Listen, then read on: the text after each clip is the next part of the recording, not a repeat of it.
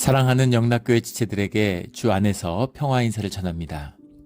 오늘은 2023년 10월 27일 금요일입니다. 오늘의 묵상 본문은 민수기 34장 1절로 29절까지의 말씀입니다.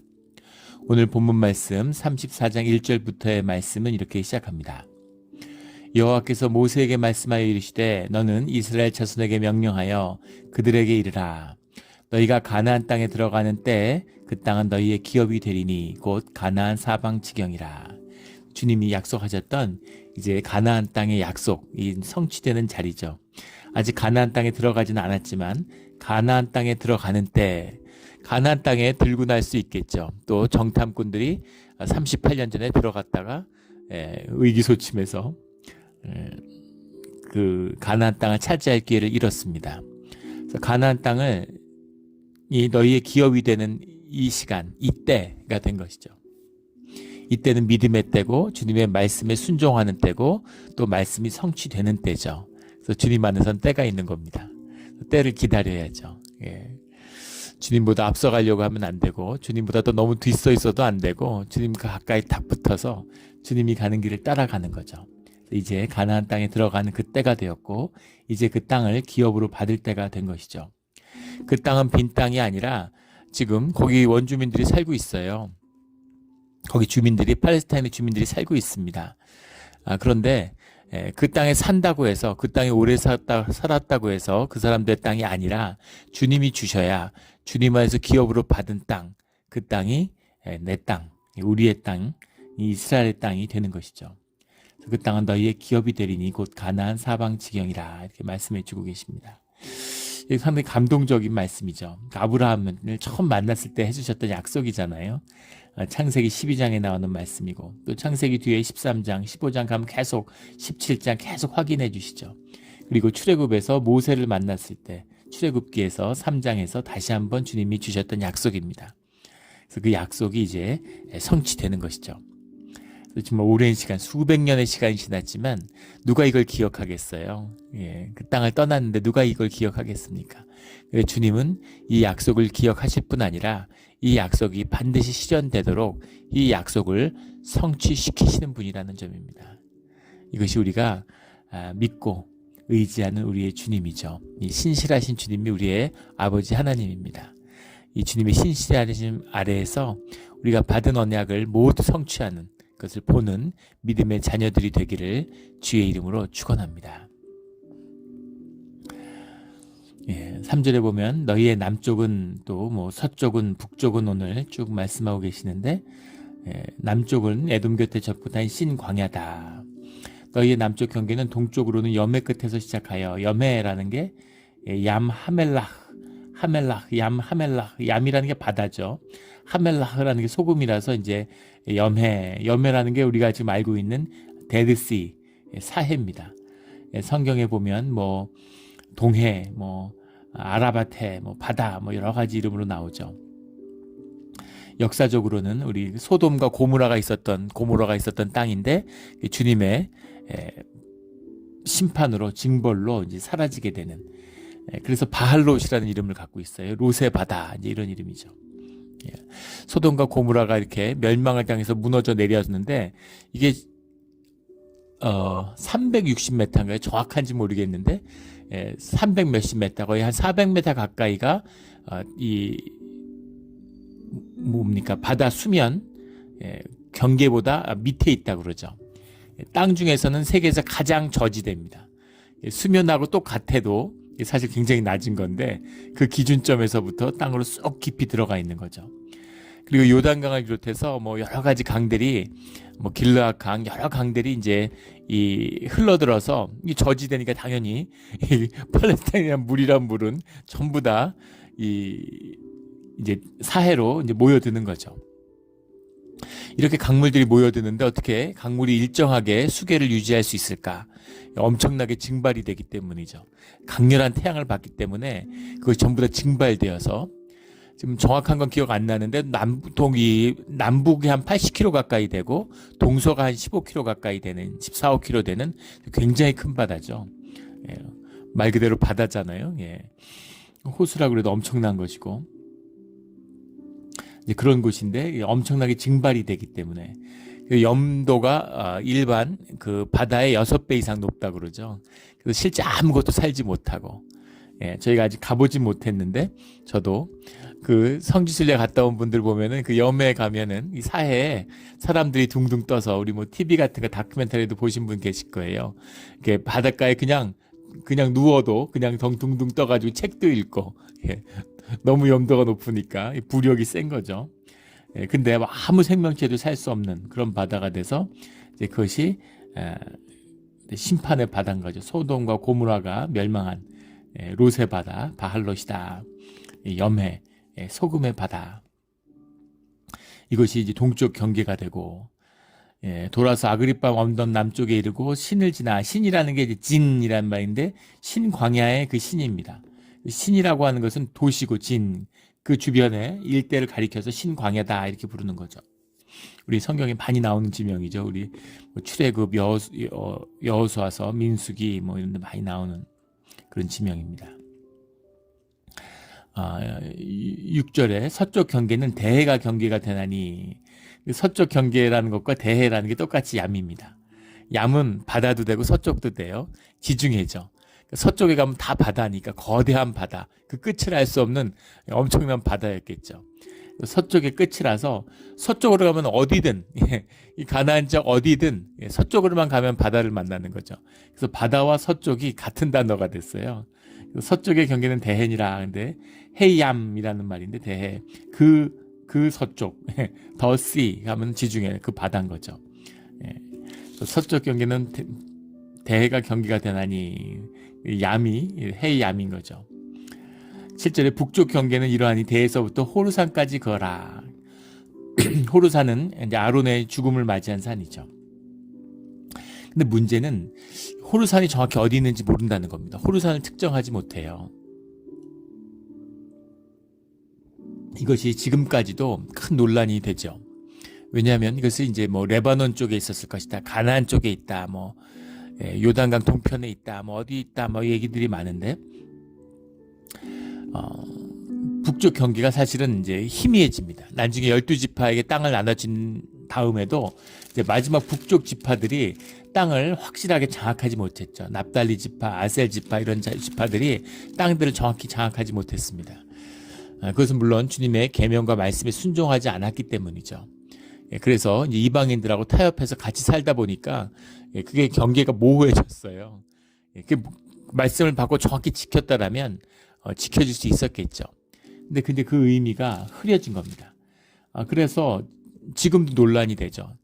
이게 왜 논란이 되냐면, 지금 팔레스타인이나 그 가자 지구, 이 시나이 반도, 애굽에 이제 그 붙어 있는 지역이죠.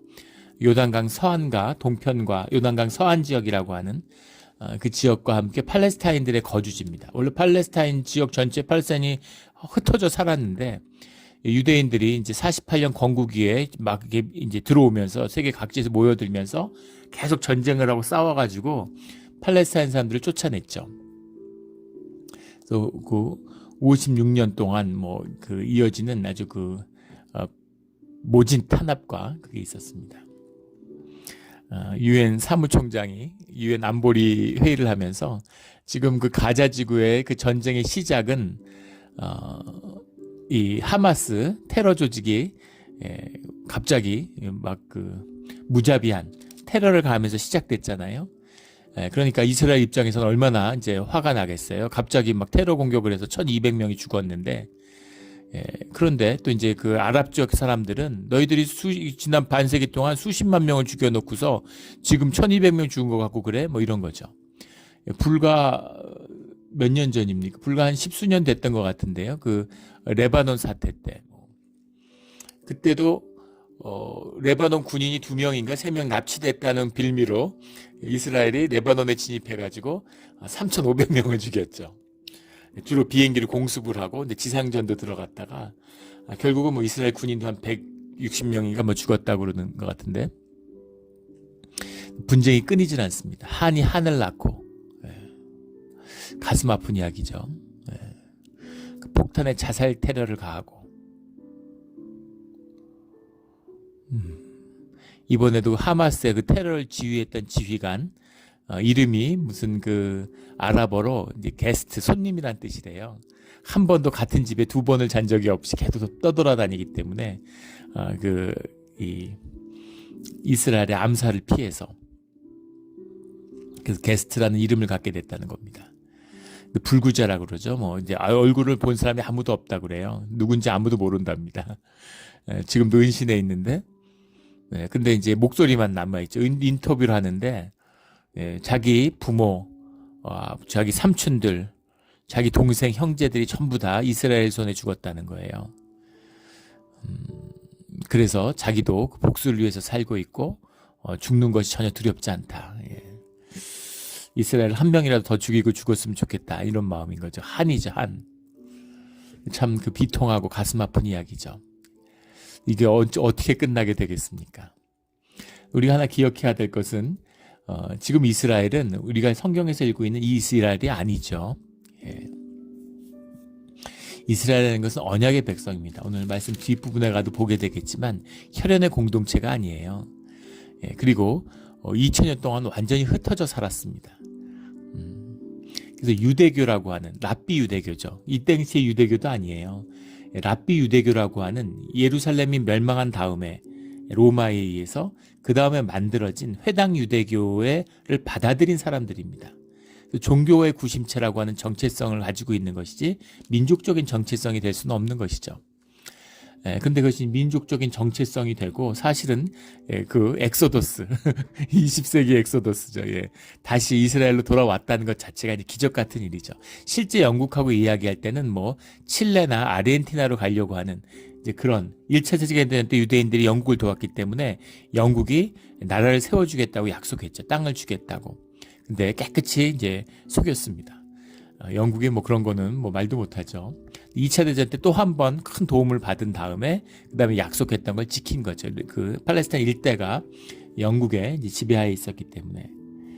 그런데 그 이스라엘이 돌아와 가지고 이제 사람들 쫓아내서 가자지구 서한 지구에 이렇게 가둔 거죠. 그래서 그 천장 없는 감옥이다 뭐 이렇게 얘기를 하잖아요. 그래서 어떤 사람들은 그것이 이제 팔레스타인의 게토다. 20세기에 유대인들이 갇혀 있었던 게토처럼 학대받던 유대인들이 20세기 학대받던 유대인들이 이제 21세기에 팔레스타인들을 학대하고 있다. 뭐 이렇게도 얘기합니다. 그런데 문제는 그 이스라엘이 트릴레마에 빠져 있다. 이렇게들 이야기를 해요. 그 깊은 이스라엘 전문가들은 이스라엘의 트릴레마라는 게 뭡니까? 첫 번째는 정체성이죠. 민족의 정체성, 두 번째는 영토의 문제입니다. 세 번째는 민주주의의 문제죠. 셋 중에 무엇 하나를 던져야 되는데 던질 수가 없는 거예요. 첫 번째는 이스라엘의 민족성이죠. 한 나라로 지금 사실상 요단강 서한 지구와 가자 지구를 이스라엘이 지배하고 있습니다. 시료 지배하고 있어요. 그런데 그 지구를 자기네 나라로 흡수하게 되면 그러면 도대체 이스라엘은 뭐냐? 이스라엘 민족은 뭐냐? 아랍 사람들이 지금도 유대인의 25%가 아랍 사람들입니다. 근데 사실 민족적인 구분이 아니기 때문에 아랍이고 뭐가 없어. 아프리카인도 있고 아시아인도 있고 러시아인도 있고 온갖 사람들이 유대인이라고 유대 종교를 따른다. 회당 유대교를 따른다라고 그러면 다 유대인인 겁니다. 그러니까 사실 아랍 사람이라고 그러는도 의미가 없는 것이죠. 다 아랍 사람이죠, 뭐. 그리고 또 하나 기억해야 될 것은 유대인들이 쫓겨났다고 하지만 완전 쫓겨난 게 아니에요. 유대인들이 2000년 동안 팔레스타인과 같이 더불어 평화스럽게 잘 살았습니다. 가나안 지역에. 오히려 거기 남아있던 사람들이 유대인에 더 가깝죠. 그런데 이제 그 유럽 같은 데에서 시오니즘을 붙들고 유대에 돌아온 사람들. 그런 사람들 입장에서 볼 때는 유대교의 정체성과 유대 민족이라고 하는 것의 정체성을 하나로 만들려고 하는 것이죠. 근데 그게 흔들려요. 지금도 25%가 아랍인들인데 그 사람들은 이슬람을 받아들이고 있는 사람들이죠. 그런데 지금 요단강 서한이나 가자 지구에 있는 사람들을 다 유대 국가의 일부로 받아들이면 그러면 도대체 유대의 정체성은 뭐냐? 이슬람을 어떻게 용납하느냐? 유대 민족은 유대교를 믿는 사람들인데 이런 거에 그 정체성 위기가 있는 것이죠. 그렇게 아니라면 지금 뭐 러시아나 중국이나 이런 나라들을 유엔에서 지금 제시하는 두 국가 해법, 유대에서 권장하는 팔레스타인 국가를 독립시켜주라는 것이죠. 근데 여기에 문제가 있는 겁니다. 팔레스타인 국가를 독립시켜주면은 지금 요단강 서한이라고 그러는 것하고 이 땅들이 한 3분의 1 가까이 되죠. 이 땅들이. 그 땅 안에는 예루살렘도 들어있어요. 예, 그런데 요단강 서안을 뭐 가자지구는 그렇다 쳐도 요단강 서안을 포기하면 그러면 이 영토에 대한 약속, 가나안 땅에 대한 약속, 이 땅이 주님께 기업으로 받은 것이고 이 땅을 회복해야 된다는 것이 유대 민족의 정체성의 중심이죠. 근데 이 영토를 어떻게 포기하겠어요? 이걸 포기하면 어떻게 유대 민족이라고 할 수 있겠습니까? 그러니까 이 영토를 포기할 수가 없는 거죠. 그렇다고 그 영토에 살고 있는 사람들을 뭐 어떻게 뭐 인종 학살을 하겠습니까? 어떻게 하겠습니까? 이런 어려움이 있는 거죠. 피할 수 없는 어려움이 있는 겁니다. 그래서 세 번째는 그 유다교회 지금 이제 유대교회 지금 15년째 집권하고 있는 그 유대교회 그 극단주의자들, 원리주의자들이 주축이 된 그 원리주의자는 군대도 안 갑니다. 심지어 예, 종교인들이죠.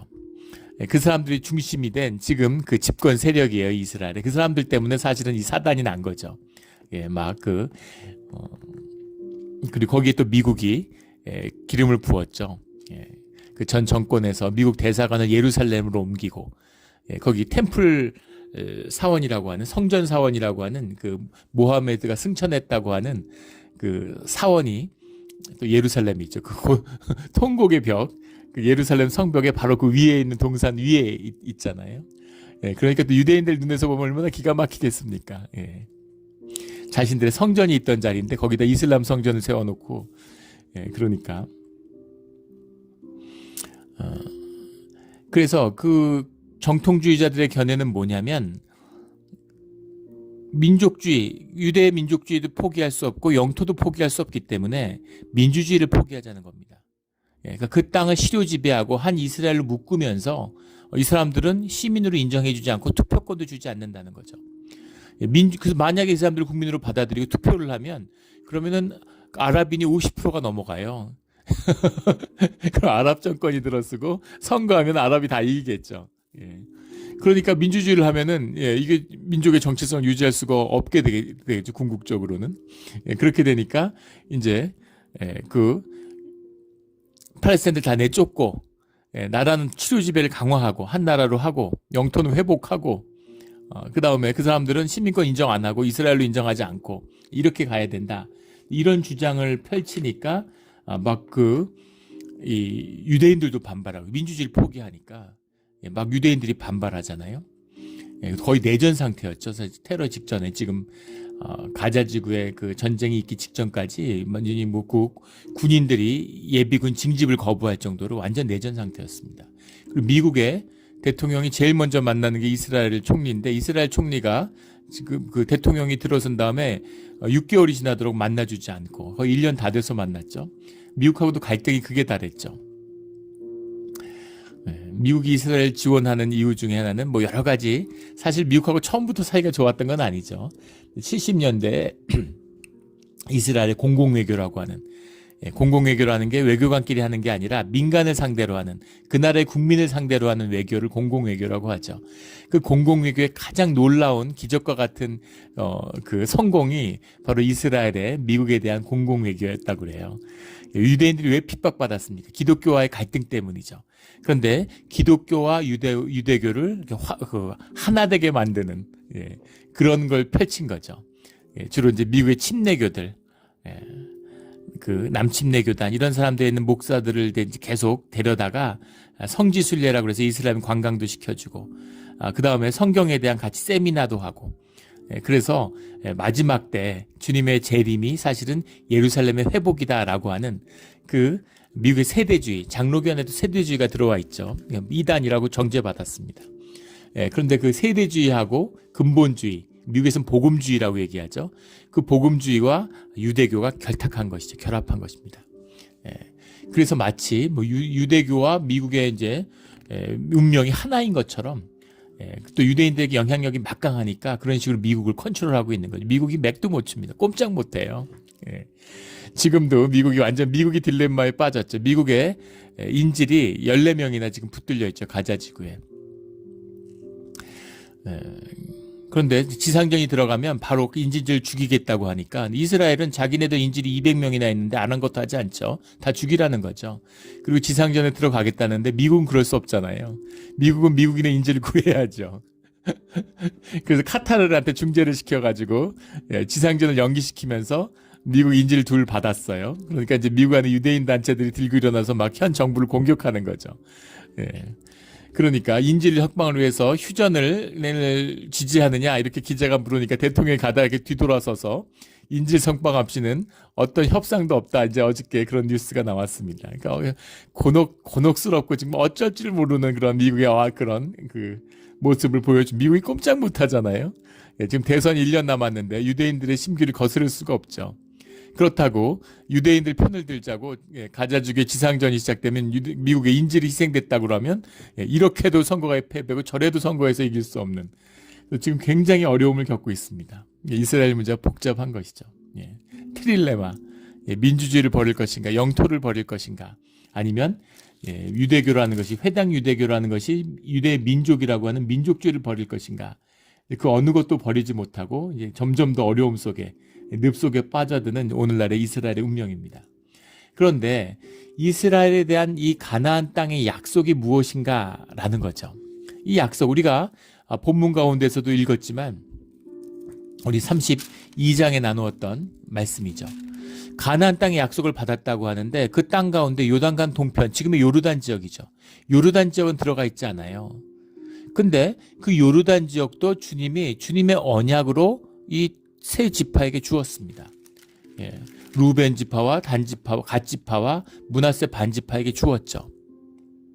사람들이 그걸 강구하니까 주님의 언약 안에서 믿음 아래서 주님의 백성이기 때문에 그 땅도 취할 수 있게 된 것이죠. 그래서 그리고 오늘 말씀해 봤지만 그 땅의 경계가 정확하지 않아요. 처음에 아브라함에게 주었을 땐 유프라테스 강까지라고 했습니다. 그러면은 지금의 시리아하고 이라크도 전부 다 해당되는 땅이에요. 근데 그 약속을 성취하지 못한 거죠. 여호수아 때도 이 약속이 성취되지 않았어요. 이 땅의 경계를 회복한 것은 다윗에 이르러서입니다. 다윗 솔로몬 때 잠시 회복에 가까이 갔지만 한 번도 차지하지 못했던 땅이죠. 그런 땅인데 그 땅을 주님의 약속이기 때문에 이 땅에 대한 걸 주장한다라고 하는 땅의 경계가 여기까지다라고 얘기하는 것 자체가 맞지 않는다라는 것이죠. 땅에 있는 것이 아니라 그 땅을 기업으로 받은 그 믿음에 있는 것입니다. 그 언약을 지키는 순종에 있는 것이에요. 우리의 마음 속에 있는 것이지.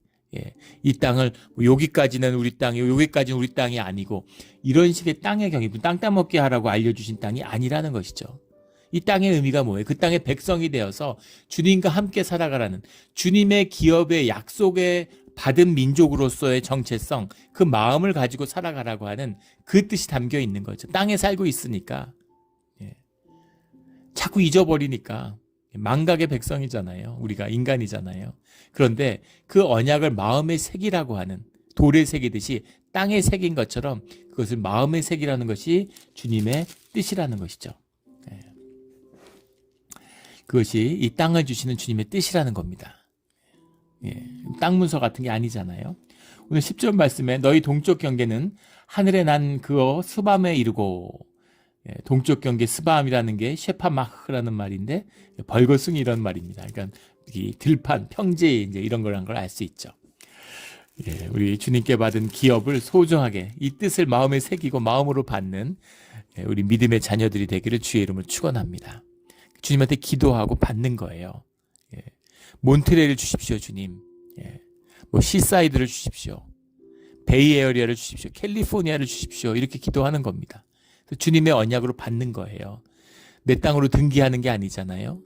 내가 무슨 봉건적인 영주가 되는 게 아니잖아요. 그 땅을 섬기고 그 땅을 주님의 언약, 주님을 섬기는 곳으로 내 마음에 새긴다라는 그 땅이 의미가 들어있는 것이죠.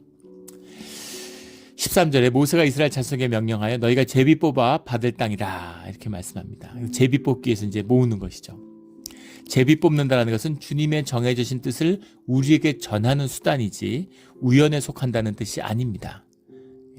우리가 알 수 없는 주님의 섭리 가운데 주님의 뜻을 우리가 받는 그 시대에 주님이 사용하시는 수단이었던 거예요. 주님은 결코 우연을 하나님이 그 주사위를 던지지 않으시죠. 여호와 하나님은 주사위를 던지지 않습니다. 주님의 뜻 가운데 정해져 있어요. 우연에 맡기지는 않습니다. 제가 우리 교회 처음 왔을 때, 우리 몬트 영락교 처음 왔을 때, 우리 신방을 하는데 은퇴 권사님 한 분이 그런 말씀을 하세요. 예, 교회의 그 연혁을 한번 보라고.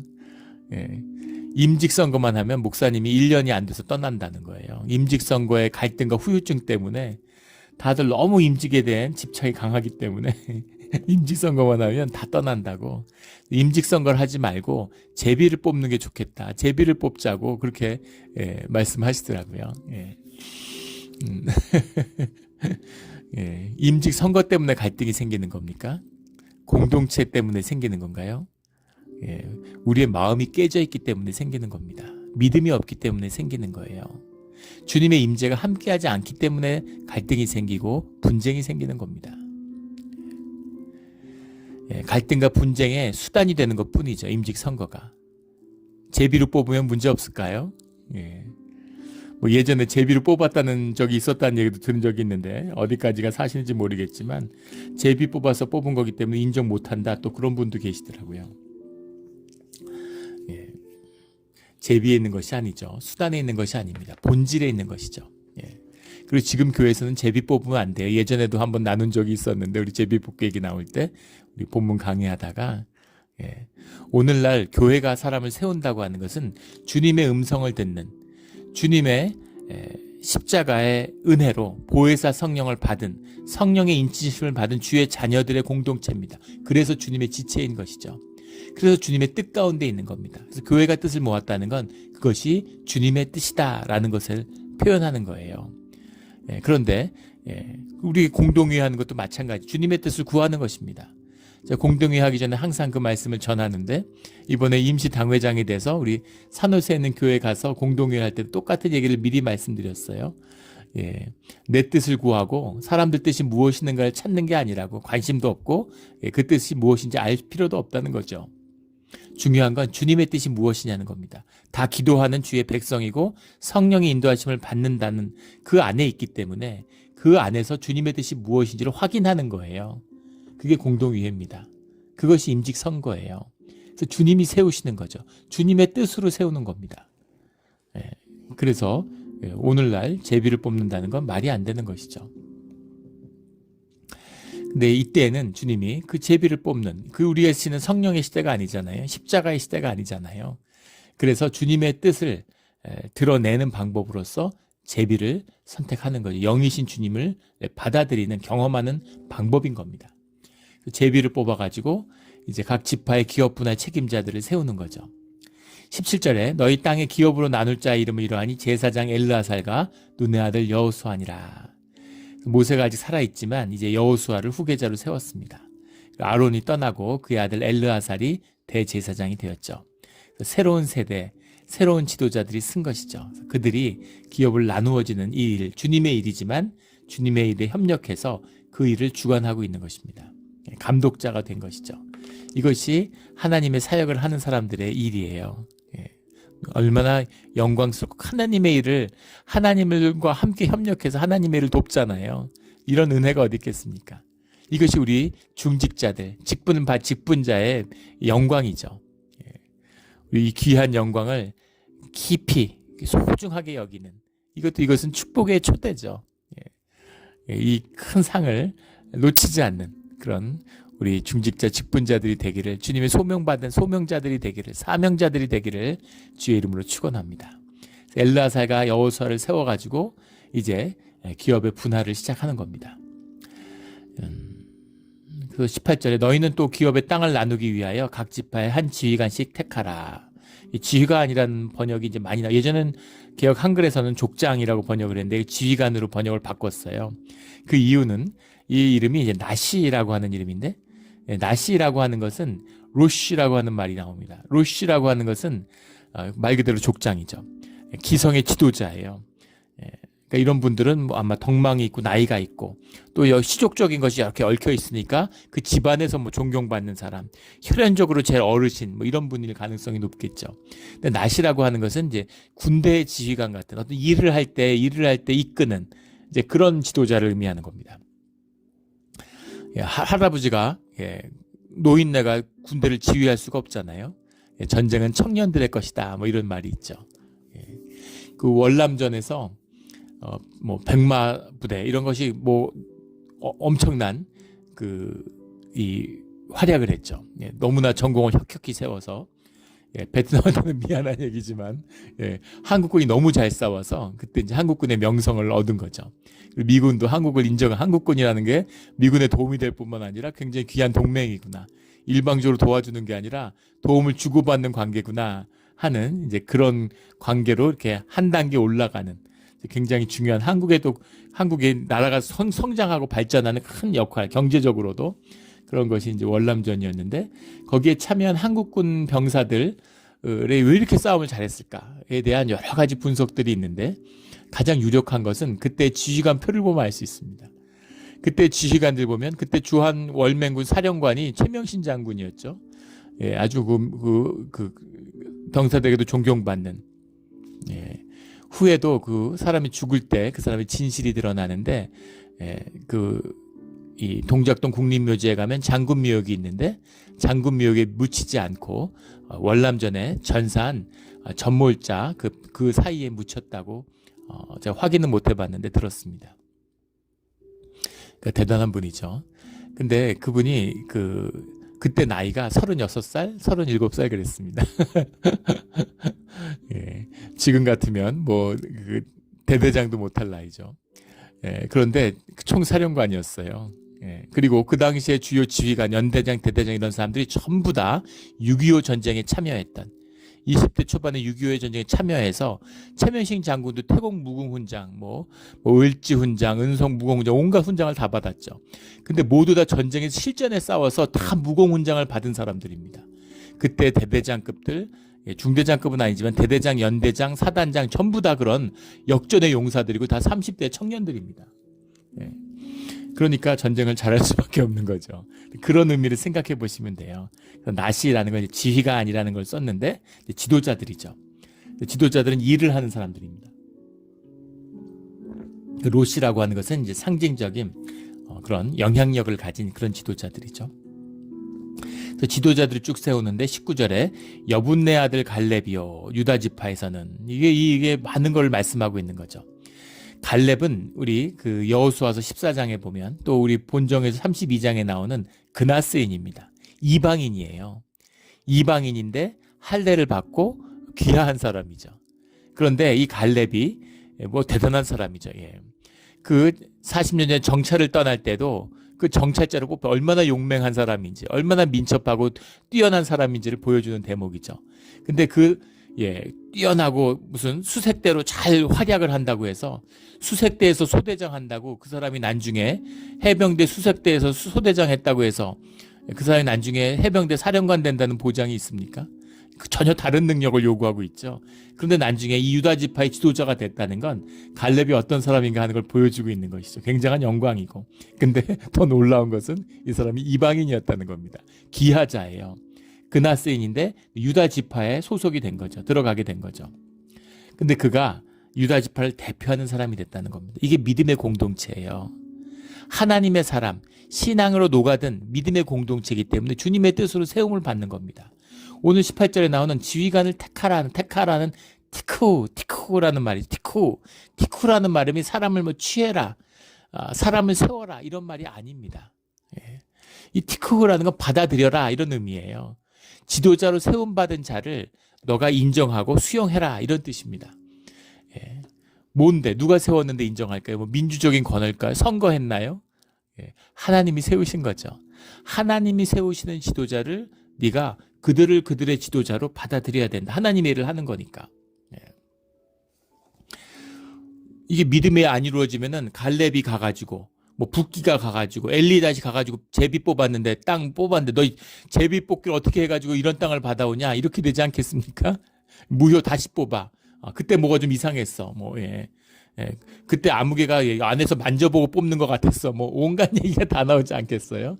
그런데 주님이 세운 사람을 주님의 뜻으로 뽑은 거기 때문에 하나님이 하시는 일로 받아들이는 거죠.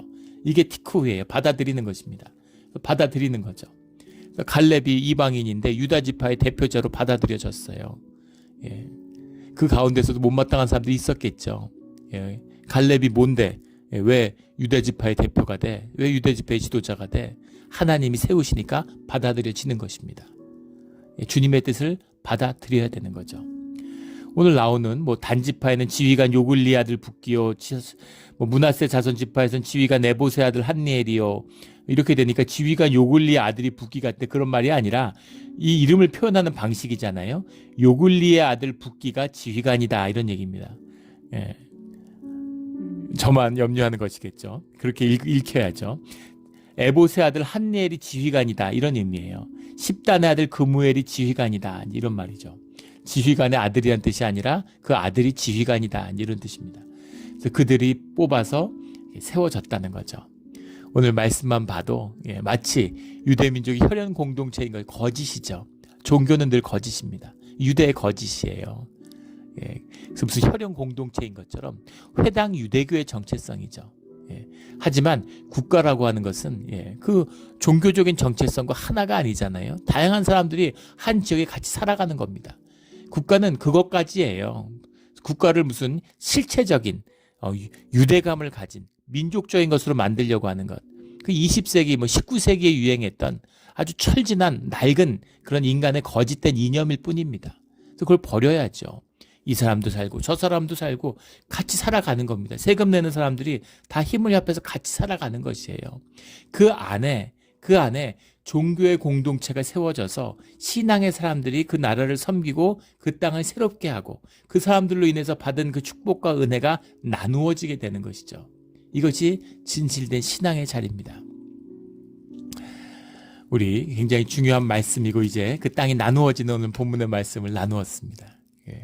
아브라함이 받았던 말씀을 400수십 년이 지나서 이제 그 말씀이 성취되는 것이죠. 우리에게 주신 그 약속 중에 어떤 것 하나도 땅에 떨어질 것은 없습니다. 영원하신 살아계신 하나님의 말씀이 우리와 함께하기 때문이죠.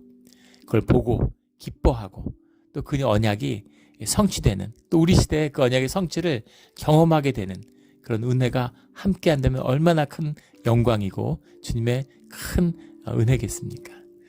우리 이런 은혜를 사모하고 또 은혜 가운데 살아간 데들 감사하며 이 언약을 미리 보고 기뻐하는 주의 자녀들이 되기를 예수 그리스도 이름으로 축원합니다. 아멘. 기도드리겠습니다. 하나님 아버지 감사합니다. 오늘 귀한 말씀 주시니 또 감격이 있습니다. 주님, 우리가 언젠가 주님이 받은 언약의 말씀을 눈으로 확인하고 몸으로 살아가며 그 기쁨과 영광을 누리는 그런 주의 자녀가 가나안 땅을 주님이 주신 약속의 땅, 그 땅에 들어가는 백성, 광야의 삶이 끝나지 않을 것 같지만 주님이 허락하시면 그 축복의 길이 또 우리 눈앞에 새롭게 펼쳐질 거라고 믿습니다. 오직 주님만이 하실 수 있는 일이고 또 주님이 그 일을 성취하기 위해서 십자가의 보혈로 성취된 역사임으로 인해 감사를 드립니다. 그 길을 가게 하여 주시옵소서. 감사하며 예수 그리스도 이름으로 기도드렸습니다. 아멘.